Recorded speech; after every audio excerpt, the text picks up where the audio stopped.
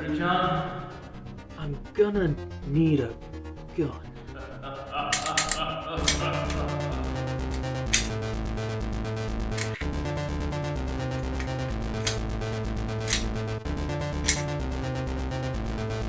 Yeah.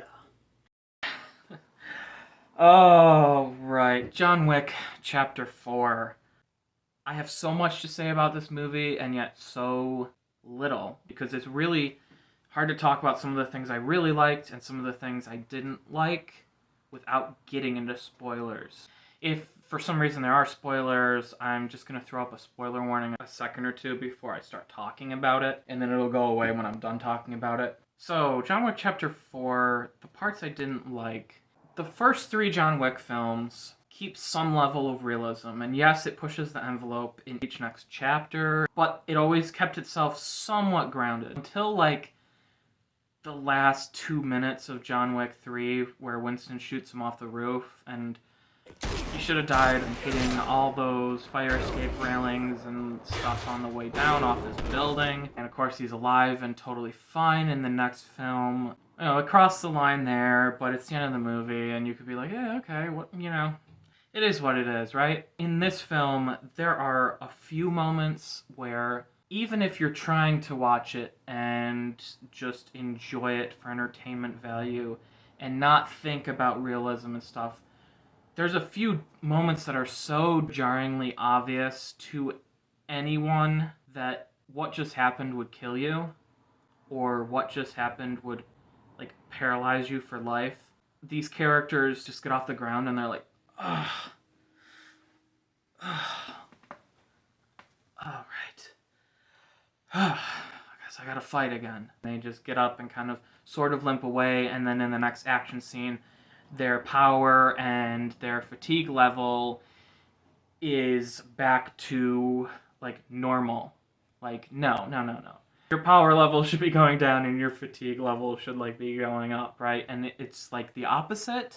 There's 3 scenes in this film where it just pulled me out of the movie so much that I either shook my head in disbelief, like, oh, I can't believe they crossed that line and did that, because I can't ignore how ridiculously stupid that is, because according to the rules of the first film, that character would be dead. But because it's the 4th film and we gotta keep upping action scenes and stunts and making things more dramatic, that now that's okay. There is this one moment where Keanu Reeves is in this nightclub and he gets kicked off of, like, this, like, indoor waterfall thing, and he falls maybe, I don't know, let's say 12 feet onto this, like, marble or concrete, like, slab sticking out. And the way he hits this slab, hang on, maybe I can take Captain America here. Here's the slab.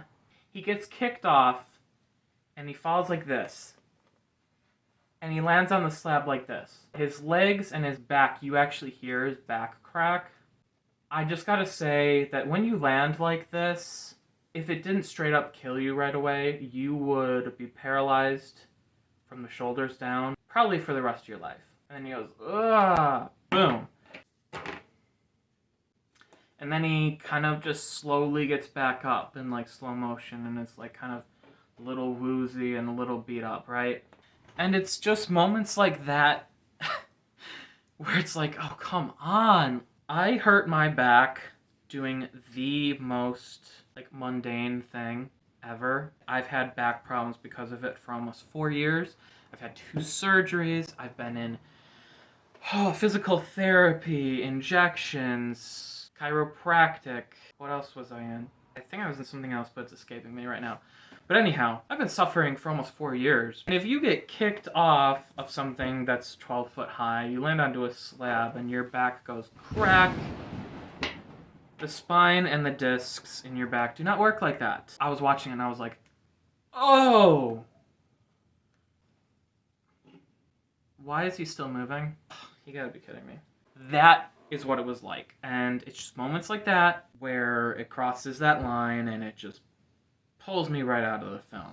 Then there's a scene involving a bunch of cars, and he literally gets hit by at least 4 cars. And yes, there are ways that if you get hit and you roll up onto the windshield, you might be able to sort of walk away.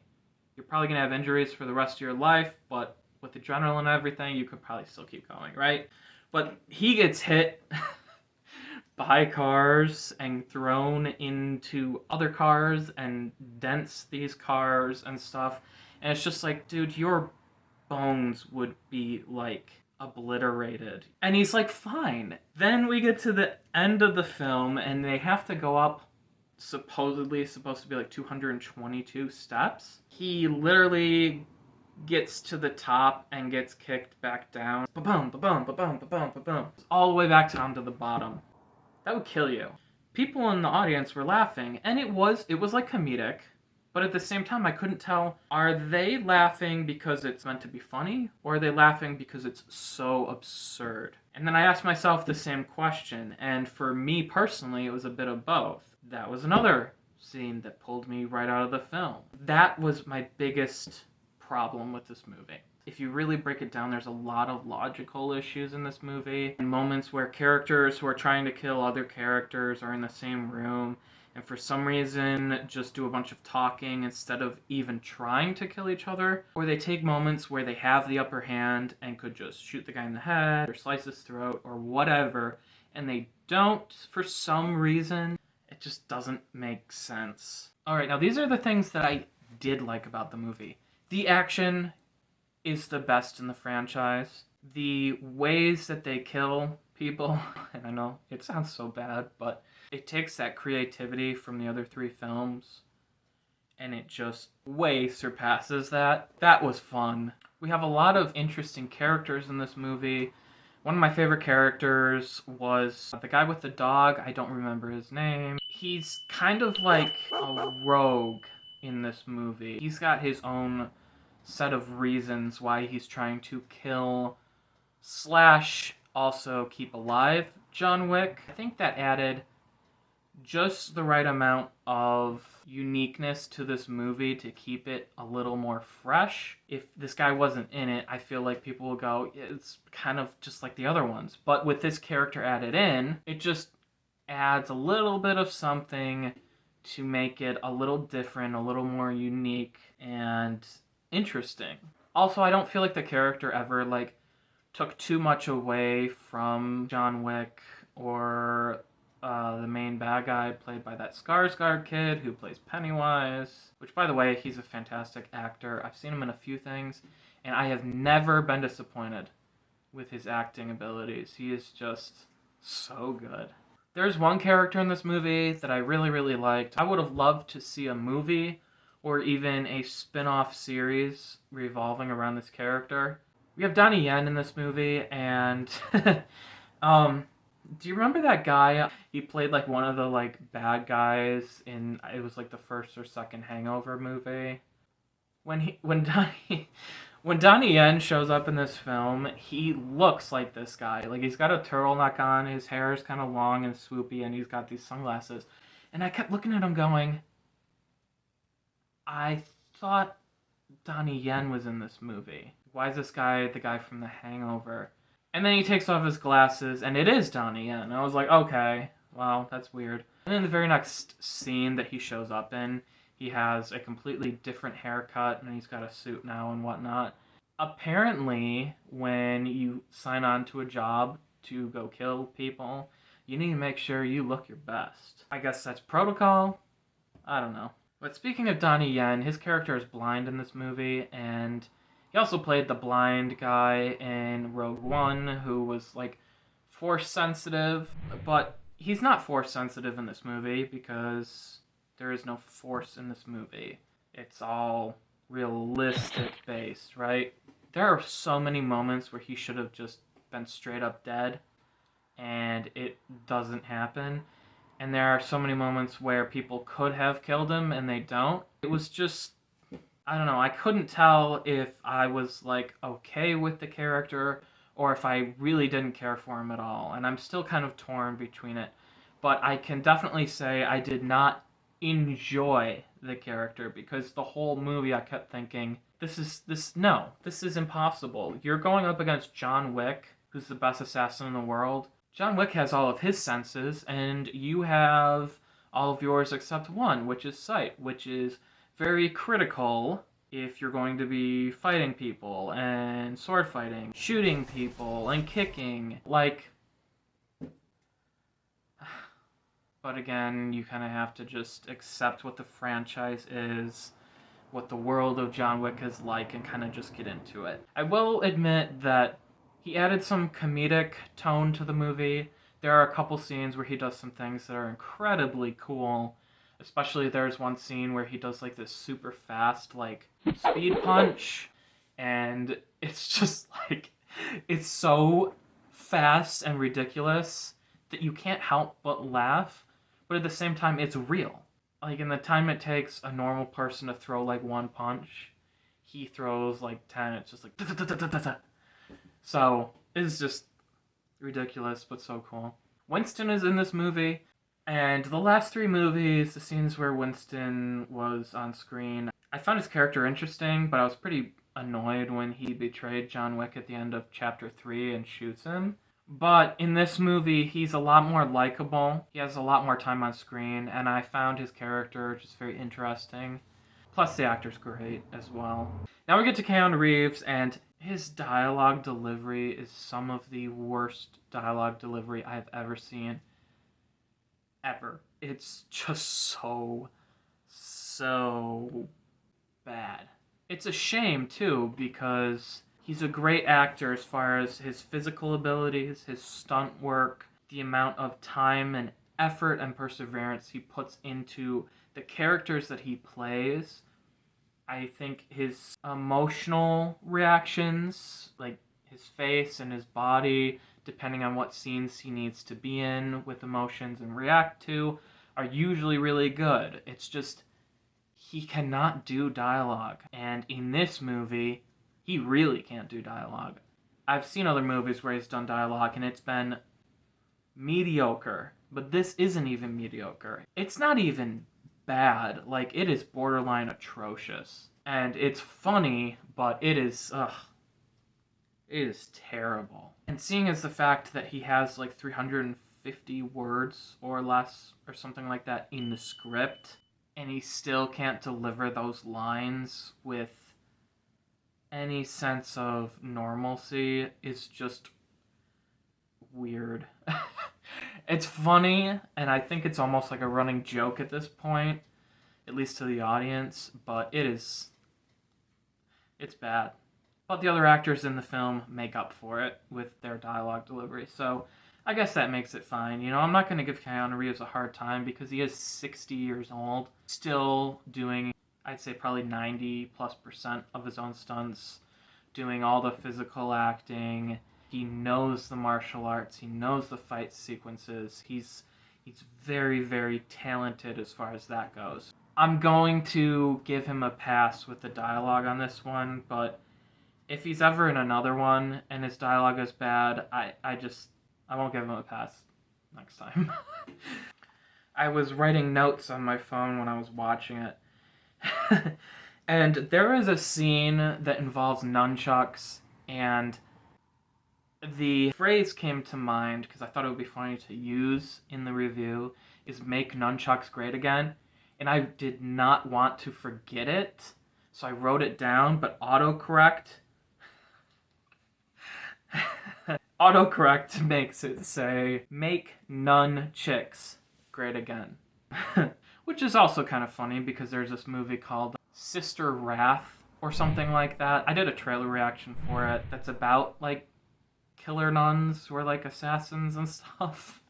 So the fact that it autocorrected this is funny just to begin with, but the fact that there are like movies with nuns with throwing stars and guns and nunchucks and stuff, I don't know, it's funny. Anyhow, there are nunchucks in this movie and Keanu Reeves uses them, and I think it's the first time we've seen nunchucks in this franchise. It's definitely the first time we've seen him use them, as far as I remember, and nunchucks are not an easy weapon to use. To me, they were always like something that was meant more for show instead of actual practical use. But the way he uses it in this movie, he uses them both practically and a little bit for show, but they keep it very practical. So there are points where he is holding it like a baseball bat. So instead of one hand going like this, he literally takes the one end and the other end's hanging by the chain, and he like swings it to hit somebody. That is how you could use it, and that is how you would use it in that circumstance. I liked that. Although there is this one scene with the nunchucks where Keanu Reeves is hitting this one guy across the face, and he's still standing, and it's just like slap, slap, slap. He was slapping me back and forth across the face. Oh my! Like, no. If you get hit twice with that in the jaw, your jaw is dislocated at a minimum, if not broken here. Like, no. You can't. No. Mm-mm. I also liked that they added a few things with the lore in this movie. I don't think they ever mentioned where John Wick came from in the other three movies, but it's mentioned in this movie that he was found, like, alone on the streets or something like that. Like, he was an orphan or something, and they took him in and trained him to be a killer. That was an interesting little, like, drop into the lore of the whole high table, assassin, John Wick, all that stuff. So I found that interesting. So there's also a moment near the end where he needs to be somewhere by sunrise, and they say, if you are not here exactly at sunrise, we will execute you. And I'm thinking, you've literally been trying to kill him this entire movie. You've literally been trying to kill him in some way or another since the first movie. So now it's like, oh, if you're not here by sunrise, we're going to execute you. Well, how do you think you're going to do that when you spent the last 3 movies trying to kill him and you couldn't do it? All of a sudden he doesn't show up and you think you're going to find him right away and kill him? It was just like, I understood what they were going for, but at the same time, it was just so stupid. There's this other moment where there's like this assassin radio, and there's this woman like speaking into the microphone and broadcasting where John Wick is. So she's like, John Wick has now made it down to Main Street. The bounty has now gone up to $20 million. Let us all see what you are capable of. But then John Wick makes it through that round of assassins, so now they need to send more assassins after him. So then she's like, all right, ladies and gentlemen, John Wick has now made it past the first round of assassins, so now the bounty on John Wick's head has gone up to $30 million. Let's see what kind of action you've got to take out the famous John Wick. And then, so she, like, keeps calling out where he is in this city, and if people have succeeded or failed at killing him or capturing him. And I'm watching it going, how does she know? How does she know exactly where he is? And how does she know if he's alive or not? So in my mind, either have a drone watching everything going on that she gets to see, and then she's relaying to the radios so that they can hear where he is. But if that's the case, and they have a drone watching him, you're telling me they don't have any drones that could just, like, blow him up? Or during all the fighting when he's sidetracked and, you know, kung-fuing, that sounds so funny. When he's doing karate and kung fu and gun stuff and whatever with like 10 different people, that you can't just have a drone like drop down beside him and just like shoot him from like, I don't know, 20 foot away with like a laser guided like bullet or needle or something. Like, there's moments like that where if you just step back a little bit from what you're watching and you give it a little bit of thought, everything just kind of starts to fall apart. But I don't know, I guess that's kind of just how the franchise is at this time. So anyhow, I know there's more I want to talk about this movie. Like I said, I don't want to get into spoilers, so I think I'm going to wrap that up here. If you saw it, what were your thoughts? Leave comments below. Just don't get into spoilers in case anybody else wants to watch it. Which, I don't know. I don't get many views anymore, so... Did I ever get many views? Not really, no. I guess write whatever you want. So, I think I'd probably give this film at least an 8, in my opinion. It might have gotten a 9, honestly, if it didn't cross that line into the unrealistic territory to the extent that it did. Just because the action is so amazing, the stunt work is so good, and there are so many scenes that I want to talk about that I can't talk about because this is a spoiler-free review. But, yeah. I would give this an 8. Definitely. Definitely an 8. If not a 9. If you enjoyed this video, please leave a like, as that would help me out, and it would also let me know if you liked this video. Also, if you like this kind of content, talking about movies and shows and geek stuff, Lord of the Rings, and just random whatever, please consider subscribing to my channel. I would appreciate it. Alright, thanks for watching. My name is Aaron, and I hope you come back and see me in another video. Goodbye.